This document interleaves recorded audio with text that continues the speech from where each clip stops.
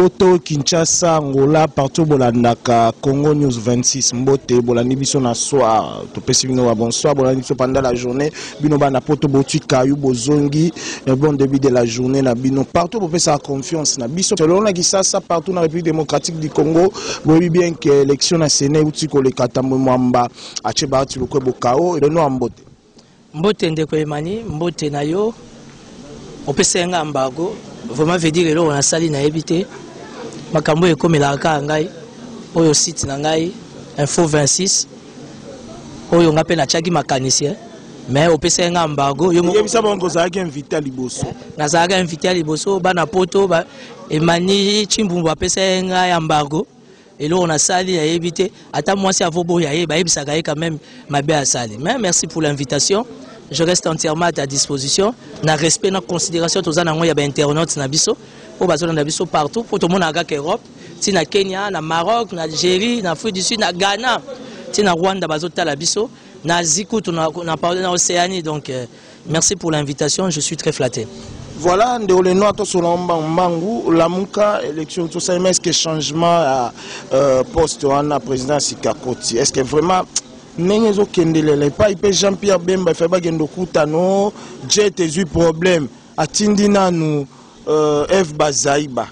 Et c'est ça terre au lugar ko sali komo de libanda malemba zo boatana. Non, ngala sepela ki déjà na attitude à Jean-Pierre Ndenga Kendele Lubumbashite. C'est vrai que ngala sepela ki parce que na sala ki en campagne makasi Jean-Pierre en a failli il fallait pas battre le colonel Lubumbashi. Même Failou, il est quand même allé. Jean-Pierre Bemba Nzamba Oragi prière Nangai jet na eu problème maman Eva Kendaki les plus importants présidium Wanezaki géré par Moïse Katumbi pour na Moïse Katumbi zaki ba charge moko unity là Moïse Katumbi a mesana ba jet a mesana ba jet a mesana ba na ba contrat na parce qu'il faut dire que Moïse Katumbi n'est pas un politicien hein. Moïse Katumbi c'est vraiment un homme d'affaires tout fait, il est dans ses tractations, dans ses lobbies et tout et zaki moi ba charge ming. Et je suis ni de la Mouka, ni du Cash, ni du FCC, mais la paix sera toujours crédit dans le combat à la Mouka. Aujourd'hui, Jean-Pierre a eu présidium Wana pour 3 mois. Mais la question que je me pose, 3 mois, qui était par rapport à la connaissance de Jean-Pierre, sa méthodologie, sa manière de fonctionner. Et là, impulsion à la Mouka, 3 mois, ils ont et belé, n'a évité. Mais, Bandeko va soutenir la Mouka. Félicitations à Bango pour le changement et à président et tout. Déjà, le bien que Nzamba qui prie nous jet en absence na F Bazaï qu'est-ce que Koluka au ça y est poste on a encore le Mbappé que non il fallait que mona zalote boy est-ce que vraiment profil à Jean-Pierre Bemba ils ont maintenant intérêt mon droit qui to pour na batala muka il faut changer mambo bena katala muka le bien que mtana okumbela ngwaza ki politicien te a commerçant donc akena cop na salima na bendi lo chocho na edo bocha ba surcharge politique avec Jean-Pierre Bemba pour 3 mois est-ce que vraiment ça suffit pour la présidence et à la muka? Oui, avec Jean-Pierre je crois que ça va aller parce que Bandeko Bing va croire dans le combat à la muka. Il faut repérer sa chance au nom de l'équilibre politique, au nom de l'alternance. Il faut opposition Pézala. Félicitations une fois de plus à Jean-Pierre Bemba. J'espère que les 3 mois à remener combat là est bien. Parce que déjà, il y a 2 jours, dimanche, on a Kaluka Faïlo, Autosala plein à craquer, débordement. Oui, on s'en a quand il y a Moga Moutatondi sa Kaluka. Or que Faïlo a tourné si Kaluka fois 10 collègues à Weranson. Mes salutations à Weranson. Donc, le plus important est que, comment on appelle, félicitations à Bandeko Alamuka, toujours croire dans le combat na bango, Bayi Kampiko et Resimba.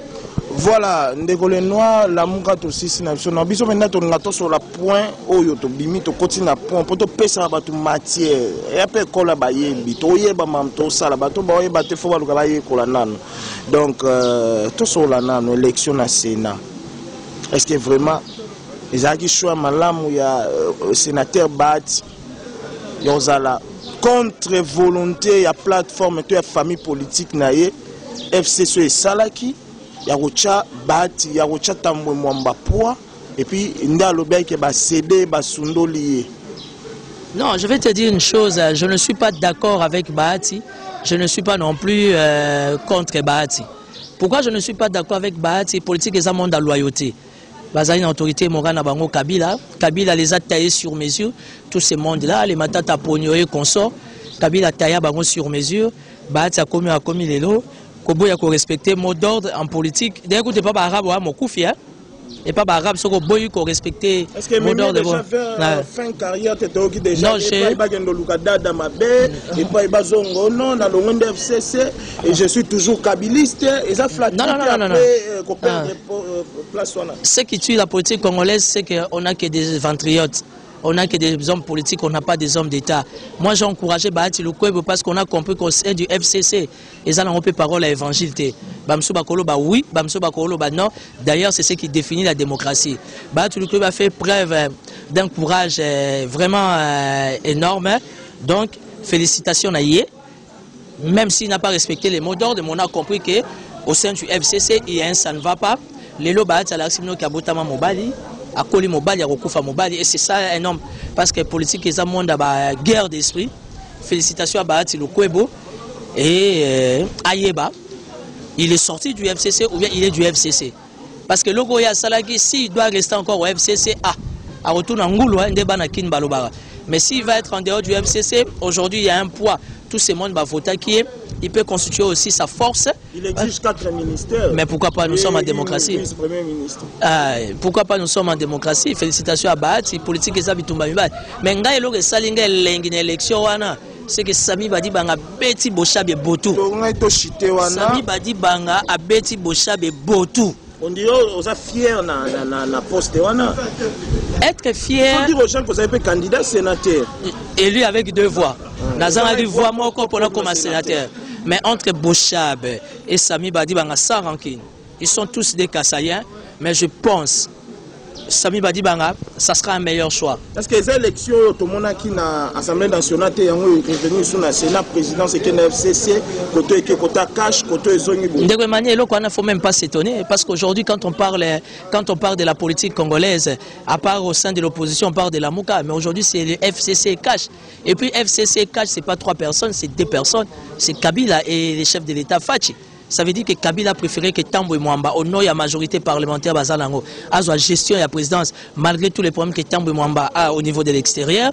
Et puis de 2, Fachi aussi, qu'on ne se voile pas là, les visages. Fachi pas préféré que Sami Badi Bangapé à Zalawana. Écoutez, nous allons avoir un président qui a des problèmes à l'extérieur.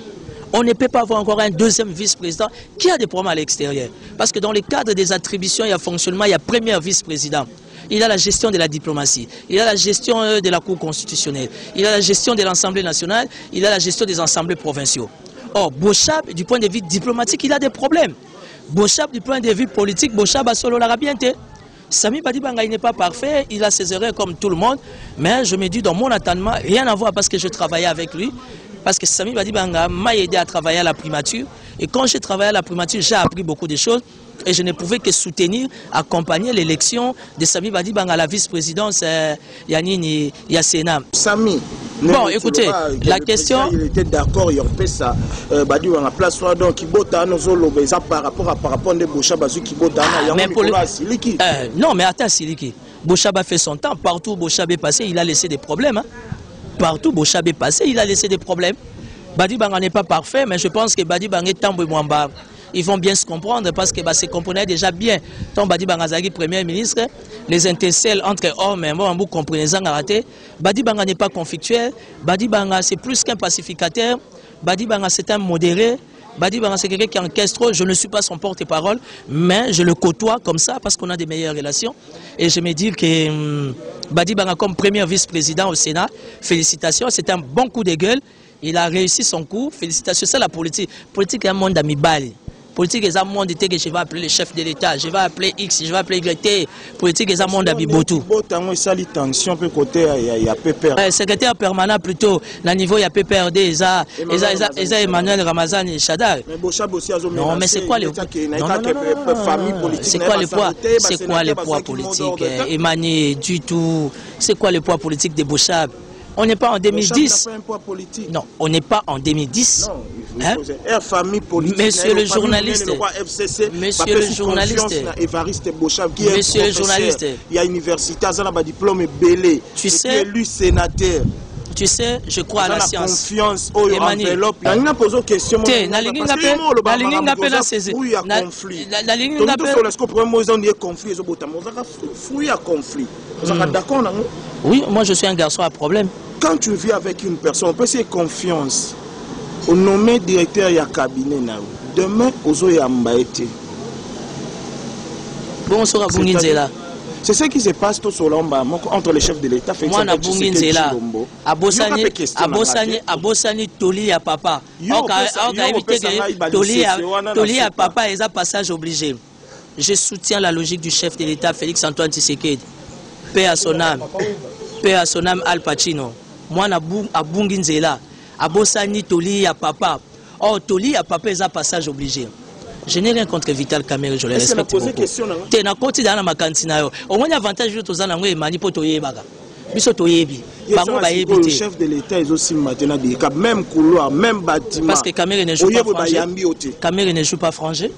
Kamerhe ne joue pas frangé. Mon consambo a fait certains Chilombo Tshisekedi a dessus un comportement de Kabnaye. Makassi. Et comme il y a un jeu politique, et comme il y a 50%, le dé, je connais pas trop bien Fachi, chef de l'État. Na approché à Gaïté, na approché à Penanoté, mais sur les autres, l'analyse, il y a Fachi, tu bien. Alors, à Mongo. Et Vital Kamerhe approché. Je préfère faire les analyses. Non, moi j'aime commencer au chef de l'État. Non, moi je préfère commencer par les chefs d'État parce qu'il y a des priorités. Chef de l'État fonctionne à l'Ora à Mongo. Et pas même Mongo Moulanga Pembe. Quand il y a un ça va, ça va. Non, mais politique est un monde à vérité. Ah bon, il y a un problème. Non, ça veut dire que le directeur de cabinet a un peu dans beaucoup de dossiers compliqués et flous. Parce qu'il ne faut pas oublier que Kamerhe a ébi mingi. Or, en politique, si on a ébi mingi, ça peut m'appeler. On dirait que maman va sauter nous ton les câbles. Quand on dirait. On dirait à l'écaille nanzela. À l'écaté. Bah DG bazo. À l'écaté. Pourcentage est à l'écaté. Mais qu'est-ce qui tue les Congos? Ce qui tue les Congos, c'est Oyo. Papa tient Tshisekedi a Koufeli na Samabele. Le peuple d'abord, Congo a pourcentage. D'accord, tu n'as pas bateau, bossa misala. Mais après visite, tu as maman Kémé Koti et pas dire cap. C'est normal. Chef Amabé, troupe Amabé Zagatin. Chef Kanem Tazaka Amabé. Du fait que chef de l'État a remarqué, a constaté, entre parenthèses, que dire cap naé, a respecté le principe, il faut assimiler moi frère même. Veka ebi trop. En politique, il faut que la montagne soit mingi. Mais en politique, non, mais en politique, tout est possible. Parce que l'instabilité politique, ils ont l'IDPS, ils ont l'instabilité politique, ils ont l'UNCT. UNC, au fur et à mesure, ils vont se mûrir. UNC, au fur et à mesure, ils vont se misser ça. Donc, c'est un peu ça. Il faut faire très attention par rapport à tout ça. Mais, est-ce qu'on va avoir des relations avec les gens? On préfère ne pas faire trop de commentaires. Ils ont dit 50-50. Non, mais comment se fait-il quand on parle du cash? Évidemment, on voit l'UDPS UNC. Évidemment, on a évité sur Balié et Bazar. Mais écoute, pour qu'on ne soit jamais des monnaies subalternes, 50-50 sur base de quel? Il y a le principe de la préséance. Mais mon compte, c'est quoi? Il y a l'engi nango à s'imposer dans qui mon compte. Et l'engi a posté yangoana. On est copains, on est amis, mais qu'est-ce que vous avez dit pouvoir? Il ne faut pas jouer avec le pouvoir. Mobutu abendaka ba boteti ba bolozi ba nani ba léon qui on a vu que ba weza couple ngai olingi simba respecter principe. En politique, la politique c'est comme la mafia.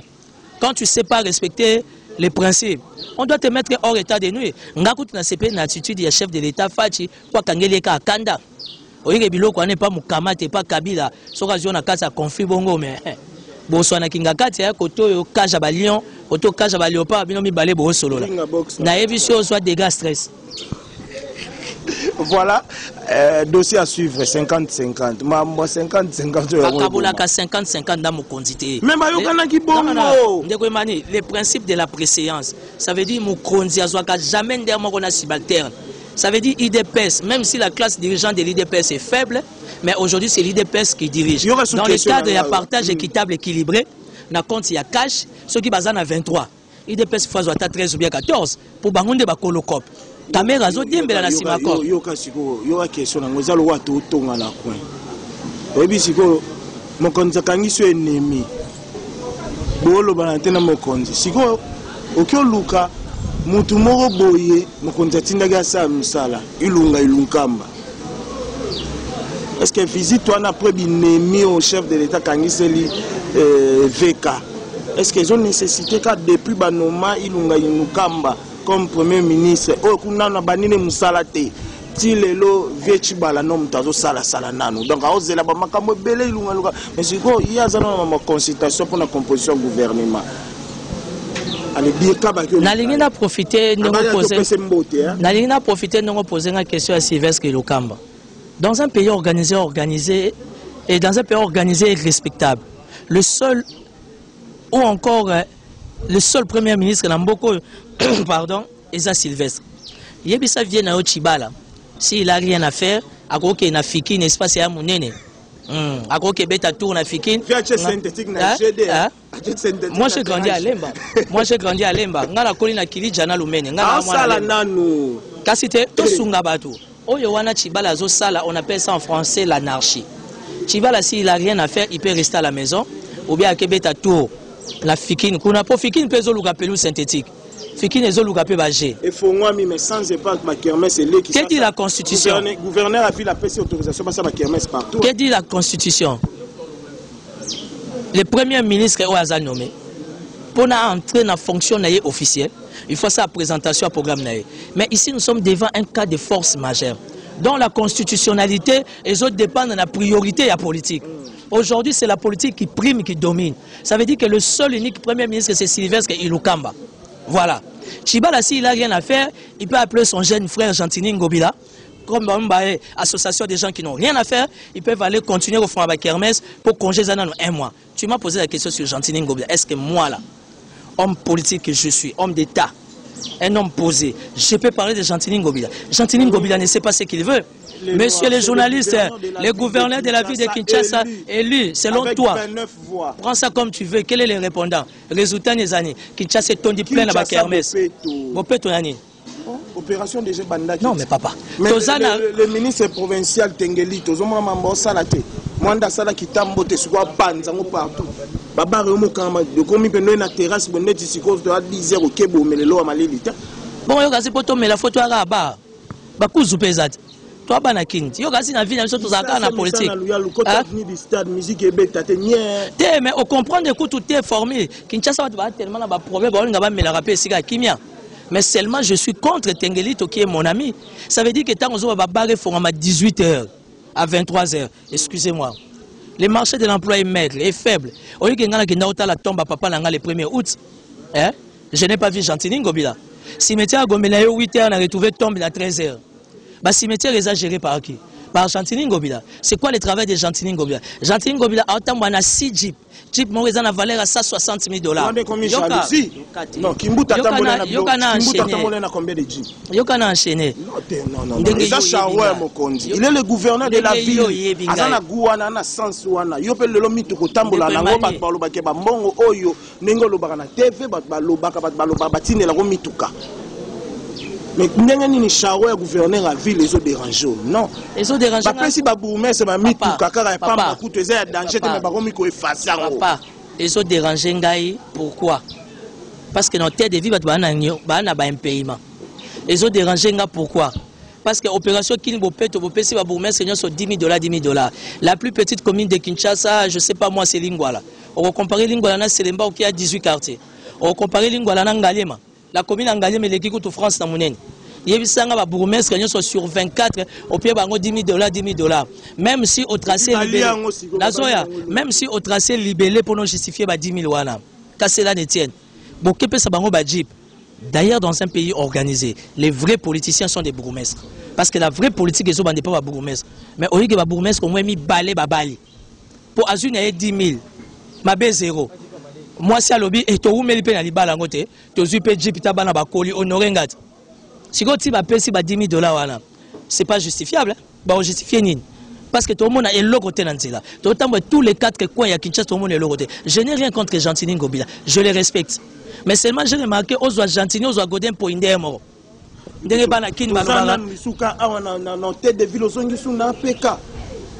des dossiers qui sont sensibles. Il y a un gouverneur à Kinshasa qui a un profil.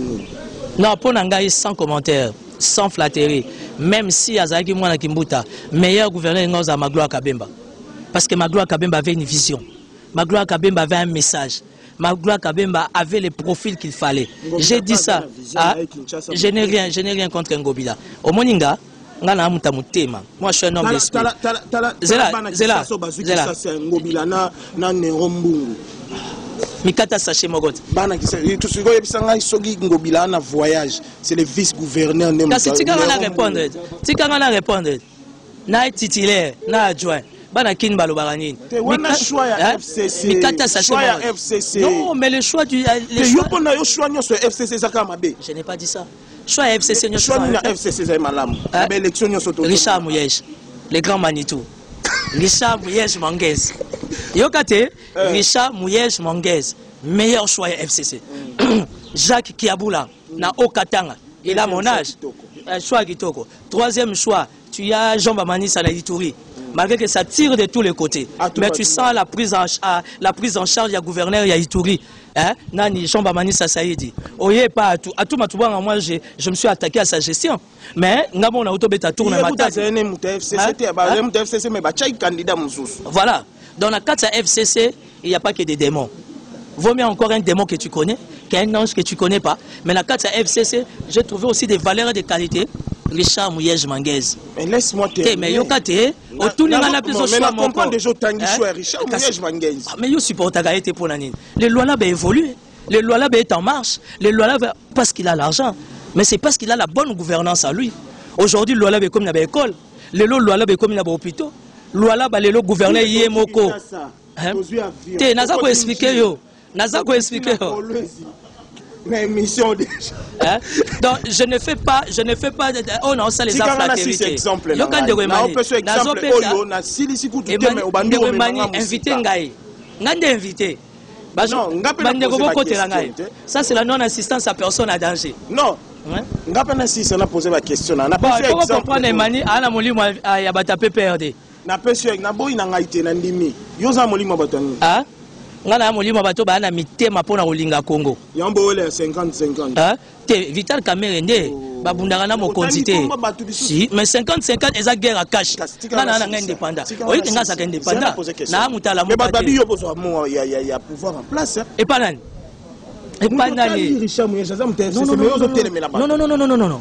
Richard yozo mbongo kuna mitu kozotambo na makamno nyozo zosala yo malobi te bolanda ete mama zolo ba yebi mama osala lochocho zwaka ngai nazo za lochocho lokolo zwina ne pas ngobila te lokolo zwe pas nerombungu te lokolo zwe pas Godem Poité tika ba ma gérer Kisasa eza diota Godem Poité mona Kisasa ngobila kolobate mona salon ngai bongo ngai nerombungu mona bandi ya Emmanuel oyebelo que zo bomba politique à Congo vous prenez des serviettes et des torchons bo sangisiang tala trio wana ya bazo simba Kisasa triangle wana eza ko apporter rien au mon état Kinshasa te ville province capitale est chef de l'état ça l'assemblée provinciale n'importe quoi c'est l'impression ceux qui rigueur ils en assemblée provinciale yebisa Godé pour ya futa biso mbonga indemnité à Boteti moni siko mbongo zongi oui pour les droits constitutionnels j'ai travaillé Zela Emani Zela non Zela tozolo balika mwantingi te Emani Kimbuta m'a attaqué au tribunal. Parce que j'ai imploré, j'ai demandé, j'ai sollicité l'intervention de tout le monde, j'ai mené des démarches normales, de manière que l'indemnité de sortie, bisous tout ça n'est pas beauté. Godem Poité n'a commis lié. Godem Poité a zobini sangai. Na yeko pesa message. Nazala mikanda na mutuka na olaso. Na yeko pesa, nazala mikanda na mutuka. Na yeko pesa na olaction à mikanda. Ndeko Emani au travers site oyo. Oyo eza très suivi. Boye bisa Godem Poité na boy. Eloba Moïse Mbiye na vandaka na ngai bino ngo bandaka ngai na oloba o petio na zaka impoli o petio azaka boye na yebisi bino Emani je l'ai dit devant caméra on va s'affronter avec Godem Poité ngana Mike Mokibaite ngana za Mike Mokibaite ngana mwana vierge mère du désarmement ngana Godem Poité moko ota zolo likolo Godem Poité sera pesi biso mbongo ya Boteti te ngana ye moko ota la zolo likolo komi sa message bongani na sala ni toko sala concours wa pumbwa na butu toko tala awa tozo ba ki pasteur te pongane mosali ya satana soko za mosali ya nzambe futa mbonga Boteti na éviter que Boteti akufa en pleine fonction. J'ai écrit au chef de l'État Félix Tshisekedi, j'ai réservé la copie à Kamerhe, j'ai écrit au conseiller spécial du chef de l'État Papa François Béa Godem Poité na ba couloir assemblée provinciale zo nini François Béa osange le côté Il y a évité que Ngapé n'a pas cassé le quoi. Il y a rescapé à pouvoir à Kabila, Ngana a pouvoir à Fachi. Ça c'est Maman Son a eu une couleur assemblée provinciale. Bon, il y a sa pasteur Godin Poy. Ce qu'on a Pessimbo, on a bissoté indemnité de sortie. Hein? On a 30 secondes, on a pasteur Godin Poy. Tosolanine. Ote abisso bed à chou l'église. Ote abisso bed à chou l'église. Voilà. Alors Tika, Emani, je ne suis pas un aigri. Je sais pas. Attends, s'il te plaît. Je ne suis pas un aigri. Je ne suis pas un garçon méchant, mais je suis un garçon qui adore les problèmes. On a affronté Moutou. C'est qu'il y a une procédure normale. Moutou a un esprit. Godin Poy, il ne me fait pas peur. Il a joué avec Mike. On a raté été. A tout na sango n'angé pas Gimbuta nanting. Godin Poy a coupé sa bisombo indemnité à beauté. On a raté été. Na ebisi yo atana butu. Ah on peut ça. Et ça droit constitutionnel. Na recoute na fachi. Na recoute na chef de l'État. Et ça droit nangai. Fachi na dire kaba beba ni poani. Fachi na dire kaba. Chef de l'État na dire kaba beba ni poani. Pour la maman le chocho. Diga moi 50-50. Et ça ni selon yo. Moi je suis dans mes droits constitutionnels. Nous avons travaillé avec Boteti. Boteti assassiné en pleine fonction. Le long ting azate kimbuta azate. On appelle ça en politique continuité d'affaires. J'ai écrit officiellement à Godin Poy 4 courriers. Conseiller spécial Zanango, chef de l'État Zanango, patron à la police, Nyon Sonazanango. Deuxième épisode, na option Mikanda Zanango na Mutuka. Yebisa pasteur Godin Poy.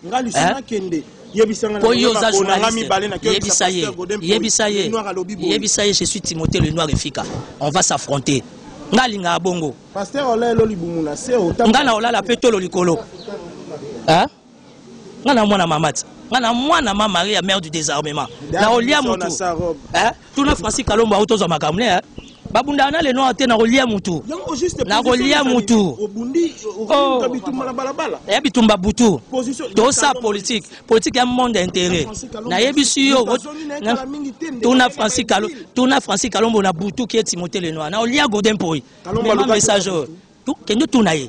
Kalomba luka na butu. Oyebelo ke boma Congo, ba droit na biso bazo piétinango. Chef de l'État, Lobaki, papa, Lobaki, le peuple d'abord. J'ai écrit au chef de l'État, j'ai écrit à papa François Beya. Normalement, pour nous réclamer, Badouan Abisso. Godin Poyazo, Bagéboué, ça va taboter, si on fout à Bangombongote. Tobunda. Politiquement. Azan a une indemnité de sortie à ma député. Pour aller dans le protocole, à Sika. Au lieu de protocole, nous sommes à la longue de Bango. Il y a un Mike Moukeba qui a déclaré, mais Mingam. Wane zo revenir et pas. Wane zo revenir. Wane zo revenir et pas. Il y a papier un piano installé. Mais Azaka. Il faut pas trop me mélanger, Emani. Tchanga la niveau Nangate. Emani. Emani. Au moins, il y a le Bomara Congo. Tu respectes le parcours à Batouté. Il ne faut pas mélanger les gens. Il ne faut pas me comparer avec n'importe qui. Yebisa pasteur Godin Poy, je le respecte beaucoup. Koko ma camarade Abed Achou, Ngezo le Belangue lo mote. Ako fout un bon indemnité de sortie en mémoire à beauté. Soit pessimiste son bon anate. On va régler cette affaire comme des hommes. Et la justice à Okabolabiso. Je connais mes droits. Je suis un homme politique. Ce n'est pas un Godin Poy qui a commencé la politique aujourd'hui qui va commencer à faire peur à tout le monde. Toroliana. Ça sera soit lui, soit moi. Tanga image.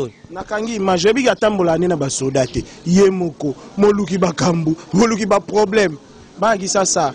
Problème est commis à Oa. Nabana poto botala. Godin Poy. Futa eloba papa Molière Mbongo. Yabatu ya Efika le Noir Timothée.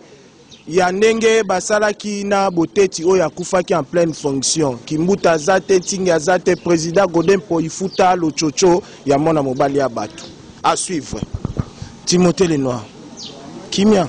Non mais ça va. À quand la sortie à gouvernement ba accord et salemi pour en soukato chité ngoya tout le monde a ngoka ezokende kaka. Ezokende pas ito ah transition Israël. On y a prophète. Ngani place où on a sepelé na alo ba kamoya. O ba kamoya bandi yako. Ayebisa ka bino moni ne boabo élection ti 2018. Bo luka élection en décembre 2016 do.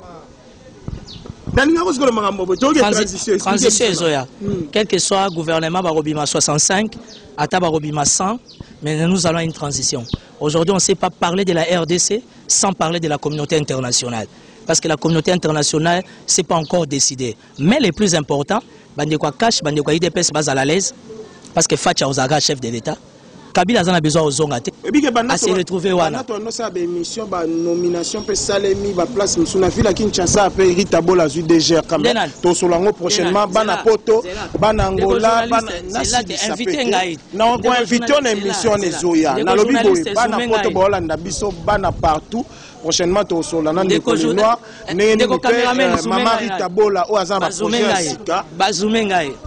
Donc comment boto nanga mais nous sommes en démocratie. Démocratie na micro nanga. Yozo le kelanges. Au moins maman 50-50. Au moins 50-50 yango. Mais 50-50 yango peut Rita Bola 50. Yebisa madame wana. Esika ba créer DG Kaza akité. Akota makambo azo maîtriser Eliaï.